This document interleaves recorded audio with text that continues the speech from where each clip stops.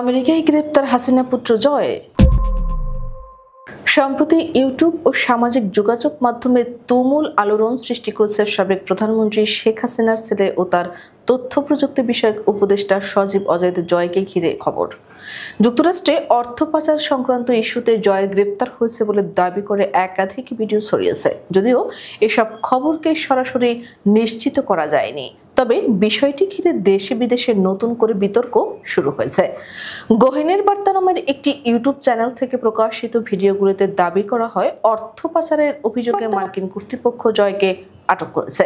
ভিডিওতে ব্যবহৃত চটকদার শিরোনাম ও থাম্বনেইলে গ্রেপ্তারের ছবি ব্যবহার করে জয়ের মুখ বসানো হয়, যা মুহূর্তেই ভাইরাল হয়।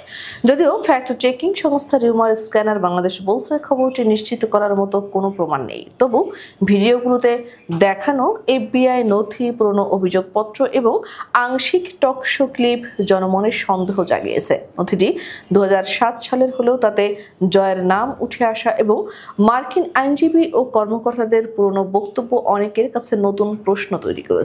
এছাড়া ভিডিওতে ব্যবহৃত তথ্যে উল্লেখ করা হয় দীর্ঘদিন ধরে জয় ও তার পরিবারের বিরুদ্ধে বিদেশে বিপুল পরিমাণ সম্পদ ও বিনিয়োগের অভিযোগ উঠেছে, যার কোনো অংশেরই জনসম্মুখে স্বচ্ছ ব্যাখ্যা পাওয়া যায়নি। বিশেষ করে শেখ হাসিনা সরকারের পতনের পর তার পরিবারের সদস্যদের সম্পদ, প্রভাব এবং গোপন লেনদেনের প্রসঙ্গ বারবার আলোচনায় আসছে। এইসব তথ্য বিশ্লেষণের মাধ্যমে রিউমার স্ক্যানার নিশ্চিত করে যে সজীব অজয় জয়ের গ্রেফতারের খবরটি একটি ভিত্তিহীন গুজব। গহীনের বার্তা চ্যানেলটি মূলত ভিউ বাড়ানোর উদ্দেশ্যে এবং সম্ভবত রাজনৈতিক উদ্দেশ্য প্রণোদিত হয়ে এই পরিকল্পিত অপপ্রচার চালিয়েছে।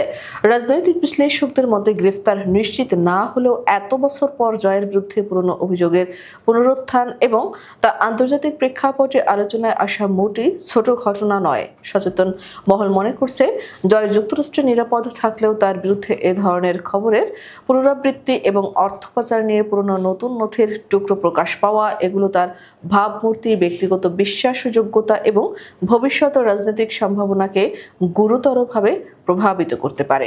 এমনকি যুক্তরাষ্ট্রে প্রবাসী বাংলাদেশি মহলের একাংশ মনে করছে জয় হয়তো সরাসরি গ্রেফতার হননি, কিন্তু তাকে ঘিরে যেসব আইন ও আর্থিক প্রশ্ন নতুন করে সামনে আসছে সেগুলো একসময় আনুষ্ঠানিক তদন্ত বা আদালতের জেরার মুখে ফেলতে পারে।